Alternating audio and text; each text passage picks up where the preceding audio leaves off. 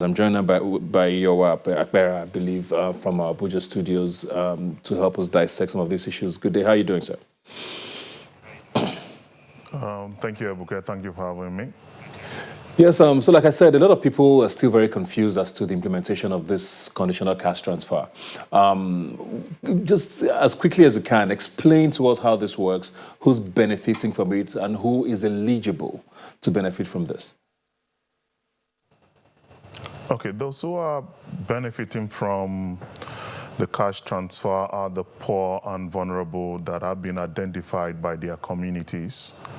They are taken out of mind from a social register that is owned and developed by the state and the state governments, domiciled at the Ministry of Planning for each of the states, that work with their local government teams to develop the social register. And the local government teams meet with community members and community leaders and set the community together. After due sensitization, the community then identifies those who are poor and vulnerable amongst them. They are then registered into this social register, but of course, only after the community have identified them, the communities who will sign off on the list of identified poor and vulnerable. This identified poor and vulnerable list that has been signed off by the community, a list will be left with them at the community level, and then another list to be taken by our colleagues at the local government level, who will go back and register these poor and vulnerable people that have been identified by their communities. Now, these people come into the social register. At the moment, the social register is in all 36 states of the Federation and Abuja, with a total of 3.3 million poor and vulnerable households made up of 13.8 million individuals. Now, the cash transfer program then mines from this social register. The cash transfer program on its own, it's also managed at the state level. In every state, there is a state cash transfer office that has been established under the state government. And then what they do is to mine from the social register, and they go back to these communities and then register the people into the cash transfer program. Now, for the benefit of all of us, for Nigeria, not everyone in the social register is entitled to cash transfer. Only the poor of the poorest. So within the cash transfer itself, there are certain parameters that are applied to then categorize these poor and vulnerable households from the poor to the poorest.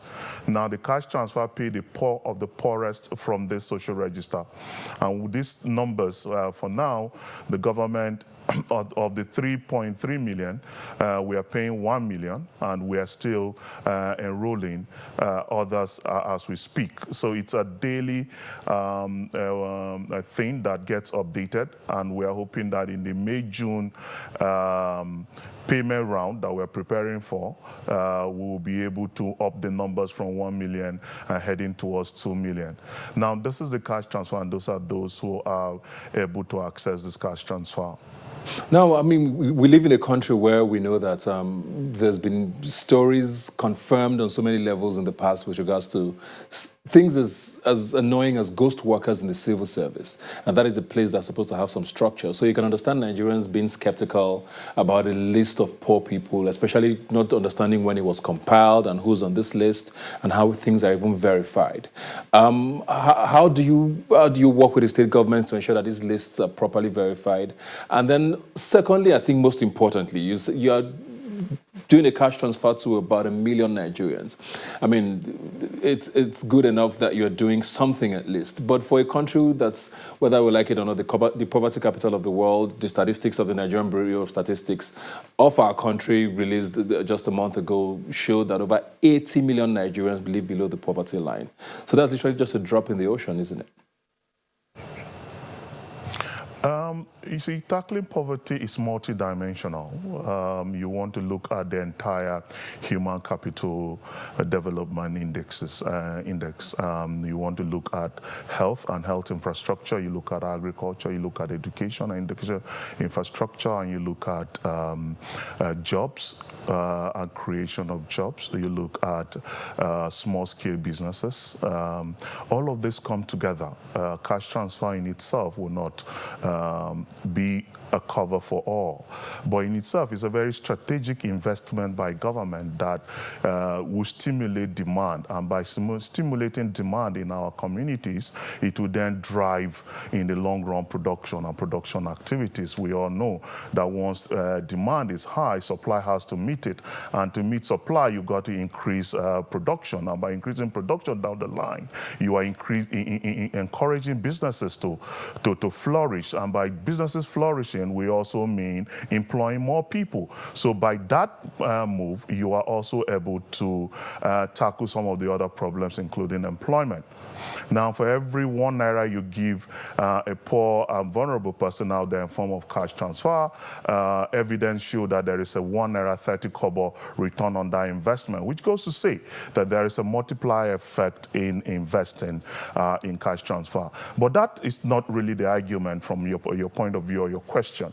The data released by Bureau of Statistics put absolute poverty value at 40%. 40% translates to like 80-something million people. That is it. Then how is government systematically tackling this? The cash transfer is just one out of the many strategies that the government is trying to put in place to effectively tackle the question of poverty. But it has to all come together. So the other day we had the Vice President on the move to create more jobs, to create about 1,000 jobs in every local government. You had stories just 2 or 3 days ago, the Vice President came up to say on the small-scale industries and small-scale businesses and opening up. So all of this will have a way to converge in alleviating poverty. But for the immediate, the cash transfer have been existing since 2016. That the cash transfer office was established along with the office that I oversee, which is the National Social Safety Net Coordinating Office, NASCO, to begin to systematically put in place some of the structures that will help define who the poor and vulnerable are, where they are, what they are. And we all recall in Mr. President's democracy speech last year, he did say, now we have a list of poor and vulnerable. We know them, we know who they are, and where they reside. This is what the social register is. He was talking about the social register. But it is a continuous process. It is a process that is ongoing. We just started the social register in itself as a national social register. It's around 2.5 years old as it is now when we began to put it together as a national social register. Yet we are 3.3 million. And we are developing the register every day. So as we speak, the teams on tomorrow again, because today is weekend, tomorrow the teams, the various state teams and their local government counterparts are still in the field collecting data, collecting information of these poor and vulnerable people and registering them onto the field. You'll recall that 2 weeks ago when Mr. President made announcement, he did say the social register was 2.6 million. Today it is 3.3 million and still counting. So it's growing by the day. And so hopefully in no distant future, we'll be hitting our numbers. Global best practices and global experience will tell us that it takes a while to develop a social register of poor and vulnerable. And there are a lot of targeting mechanisms to do this. For Nigeria, we adopt the community-based targeting system, wherein the community decide who are poor and vulnerable. So it's a growing concern. We know it's a hard hit, and government is doing all within its power to see that help comes to everyone. Something I want to find out about, we find that a lot of states have also complained, right? There was a lot of complaints from state governments. Yes, I know that not every state is equally poor. Some states, of course, are doing better than others. But some states were also more affected with the lockdown than others. While some states were on lockdown, other states were receiving the conditional cash transfer even when they were not locked down. What was the criteria used in choosing who benefits from this at a time like this when we're in peculiar times? And are these complaints about states even valid? Okay, so the cash transfer itself wasn't really a palliative. You won't say it is not at the advent of the pandemic that the government decided to do a cash transfer program, even though that is part of a COVID-19 intervention that government is thinking of. But the cash transfer that was being paid or is still being paid now has been in existence since 2016. And we have been moving into states as states get set and state gets their structures in place. So we know we operate a federation. So for the social register to be built in any state, the state government enters a memorandum of understanding with us. And that memorandum of understanding puts some responsibility on the state. For instance, to establish an office in the Office of Planning, to deploy civil servants who are qualified to man those positions, and also to provide minimal office furnishing and all of that. Some states were quite proactive in doing this and were on board very early. Very sorry to cut you there, Sorry to cut you there. Sorry, because I'm asking this because I mean I understand that you've been working since 2016, but we're talking about this now in the context of the fact that we are in very peculiar times. What has the cash transfer done to help Nigerians in the pandemic, or is it not relevant in this time to ask that question? Very relevant, and I agree with you, Hardly, very relevant. And the cash transfer in itself is being paid to all the states that are on the program, regardless of lockdown or not. So during the lockdown, the cash transfer was flagged by the Honorable Minister Sadia Omar Farouk of the Ministry of Humanitarian Affairs, whom we work under in Kwali. So Kwali was actually locked down, but the cash transfer was paid there. And also in Kano, cash transfer was ongoing in Kano, and all the other states that are now on the cash transfer. Lagos, Ogun, and the other states as well, we come up this next payment round that we're preparing to start paying. So, you know, I mean, there's a saying that I know you believe in: whatever is worth doing is worth doing well. We know that the federal government is paying, I think, 5,000 naira a month for the next 4 months to families in this time. You've talked about the fact that just about 1 million families are getting this out of over 80 million who need it. Even the bigger picture, out of it, 200 million Nigerians who are affected by this, whether we like it or not. Would you say you are doing this well? And is it worth it? I would say it's worth it because evidence abounds on how impactful cash transfer program is, even here in Nigeria, the one that we're working with. We have a number of success stories where lives have been changed. We have a lot of success stories where people have started just with this 5,000 naira and have invested in little businesses, and now they are taking care of their families regardless of whether it is paid or not. So it is really successful as a program. Evidence abound everywhere. But now, are we doing enough? Yes, we will do a lot more, and there is a room for doing much more. And the federal government, under the leadership of the Ministry of Humanitarian Affairs, Disaster Management and Social Development, and the Minister Sadia Omar Farouk, has been very clear on this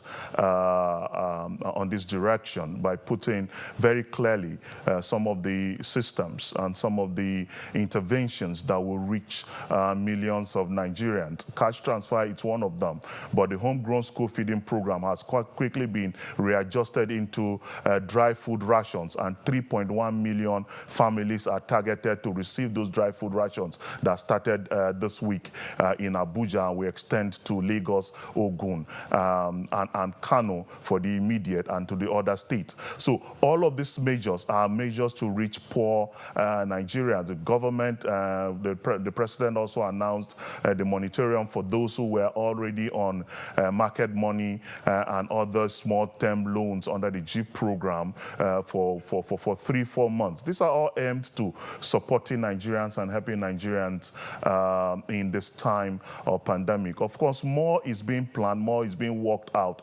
The structures and logistics are just being worked out to start developing the rapid response register that will be targeting the urban poor.